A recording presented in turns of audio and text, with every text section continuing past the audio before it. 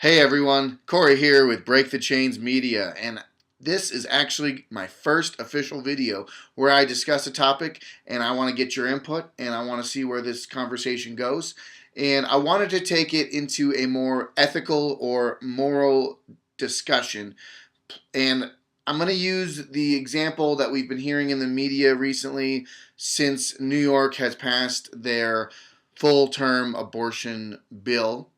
And this isn't going to be about a pro-life or a pro-choice argument or debate. This is about more on the lines of society and the ethics therein. And I wanted to see what you all thought of it.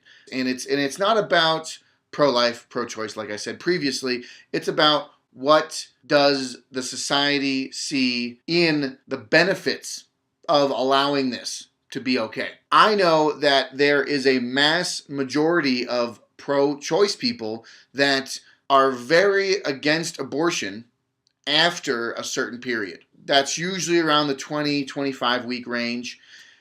My standpoint is, why is politicians, these political people and lawmakers, allowing for laws to be put in place that a very fringe group of people, a very small percentage of people, perform full-term abortion, or it's rare cases. Let's put it this way.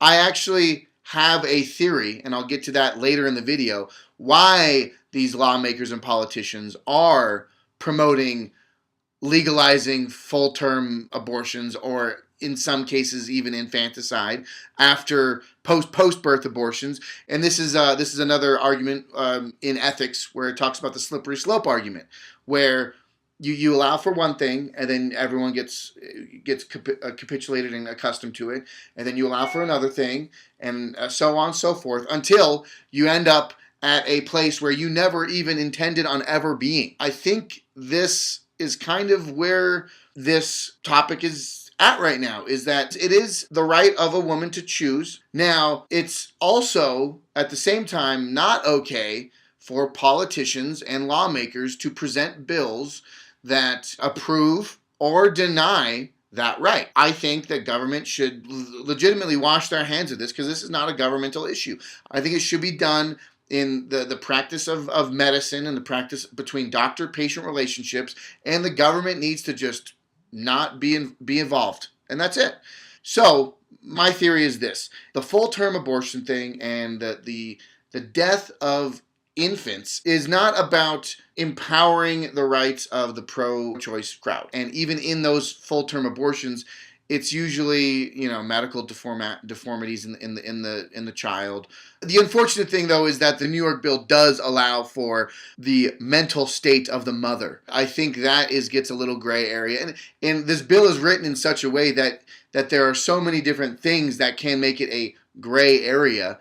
And I think this is why, and this comes to my next point, is I firmly believe that there is a darker agenda, there's a deeper agenda to allowing lawmakers and politicians to allow for the murder of children, essentially, whether it's in the womb or regardless of the Virginia situation. Northam was talking about delivering a child, tending to it, and then having a discussion with the parents on the next steps, which is just talking straight up about infanticide.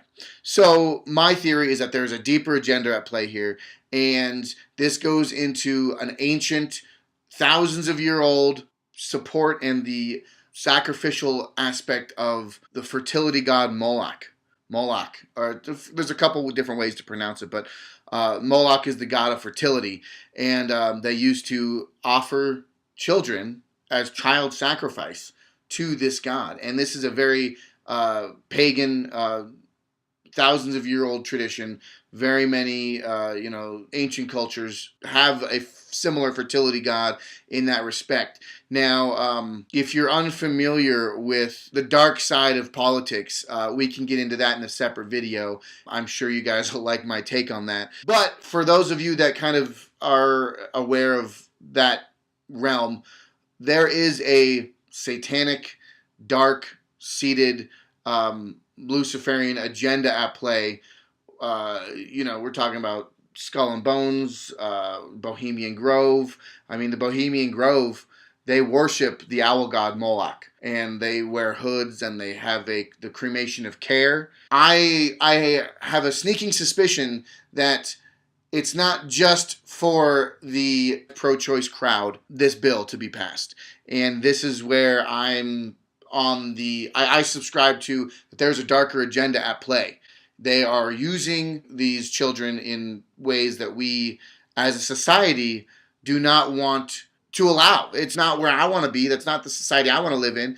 I mean, this talks very deep rooted to ancient lore of Sodom and Gomorrah and the fall of Rome and all these different hedonistic rituals and practices that allow for this kind of behavior and this kind of treatment of human beings, and it's very interesting. I only think this way because conveniently the same week that this New York bill gets pushed through the media and passed, I stumbled upon several articles and actually advertising on social media where in the ad talking about how you can actually purchase youth blood, like the blood of youth.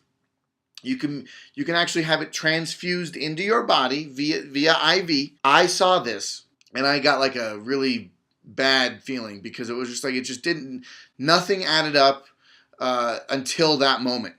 In 5 states now, and now these articles here say that it's not FDA approved. They haven't given it the green light, but this company is promoting a youth blood transfusion to promote youth and longevity of life and health benefits and all these woo-woo happy good things that are for you. And it sounds good. However, I am 100% leery, skeptical, and I refute this kind of theory or this kind of practice because, I mean, just the way it sounds, it doesn't sound good. I mean, youth blood, I don't know. It just doesn't seem like the right thing to do. And along with that, just on a side note, in addition to the using of the youth and the sacrifice of the young, all the celebrities in the last last couple months on different shows were talking about how they were getting foreskin facials because they needed to get the crow's feet out of their eyes right here. So they were talking about getting foreskin facials, and this is just another example of how they are fetishizing and allowing it to be the new hip thing, the new mainline thing. That, oh yeah, this is what we do. We're celebrities. We're rich. We put foreskin cream on our face to make us look younger. Oh, this is just the cool thing. This is the hip thing that everyone else does. We just shoot ourselves up with the blood of children because that doesn't sound fucking crazy. Sorry, it just sounds so wild to me that this kind of practice could be accepted and implemented, and not only in that respect, but openly talked about on social media and social platforms. I mean, it is beyond me, and this is kind of why I wanted to make this video, because I wanted to see where we stand as a society, morality and values and ethics, all these things. I'm constantly thinking about this in my head when I see articles like this and I see advertising like this. I'm like, okay, at what point do we kind of have to sit back and scratch our heads and be like, what are you guys doing here? I wanted to present this discussion to you, and I wanted to see what we all thought about this kind of. I mean, maybe I'm thinking a little too much about it, but it just it does seem to me that that we are at a precipice now where our society is at a point of Rome was at the initial demise of Rome.